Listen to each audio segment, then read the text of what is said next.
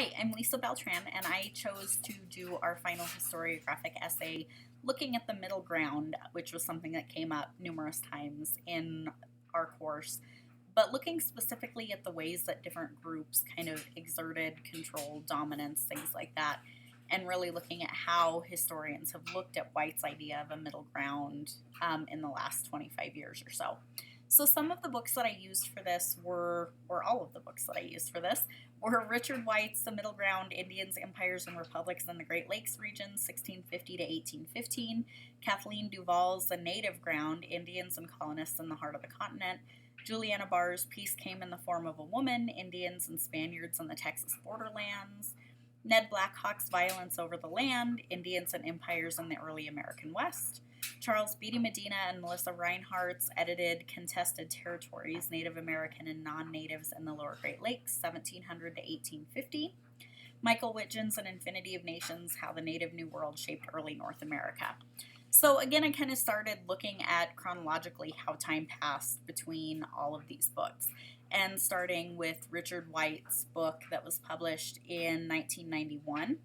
where he kind of defines this idea of a middle ground. So saying that it is something that's mutually formed by natives and Europeans, and that neither side is really dominant in this. So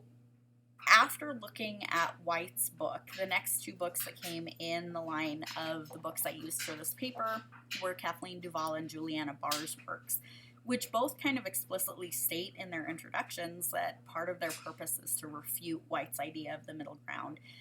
And Kathleen Duval's book, just the title itself, is kind of a hint at that, calling it the native ground. And both authors in those argue that there wasn't really such a thing as the middle ground,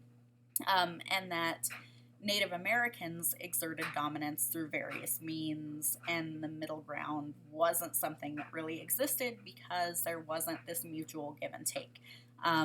Indians exerted dominance and control, and though that eventually faded out, it was still an area dominated by Native Americans. After Barr and Duval's work, looking at Ned Blackhawk's novel kind of ties into that interestingly, because his whole topic is the use of violence by both natives and Europeans, but he takes it a step further in saying that violence wasn't really this dominant factor that Juliana Barr and Kathleen Duval talk about, but instead in itself was kind of a middle ground. It was something that both Europeans and Native Americans used in order to meet their own respective ends, but it was all that mutual compromise that White talks about. Looking further then at the edited work Contested Territories, which is composition of essays, they all kind of have the same argument that the middle ground existed, but in a different way necessarily than White. White focuses on the middle ground until the War of 1812 and says that it kind of started to fizzle out after that. They all say that the middle ground existed before the War of 1812, but continued beyond the War of 1812 as well, and that alliance system, compromise system, was just as vital as it had been previously for both of the respective groups. The last book I really looked at was Whitgin's book, which was really interesting because it takes this idea of the middle ground, which he agrees with, but kind of expands it to talk about this establishment of a native new world that had to come about before a middle ground could even be established. So Native Americans kind of had to redefine, rework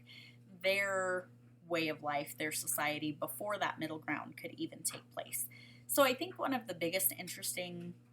points for me as I was reading through this and kind of grappling with the historiography was really looking at that development of new questions. So coming from White gives this groundbreaking definition of a middle ground,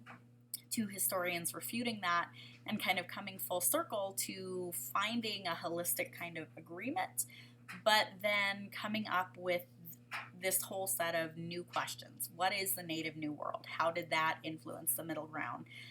So taking that holistically and kind of seeing that process of here's an argument and how we go from an initial introduction to more questions being asked and kind of looking at that aspect of further research. So that was my paper, and I'm looking forward to any comments that you guys have. Thank you.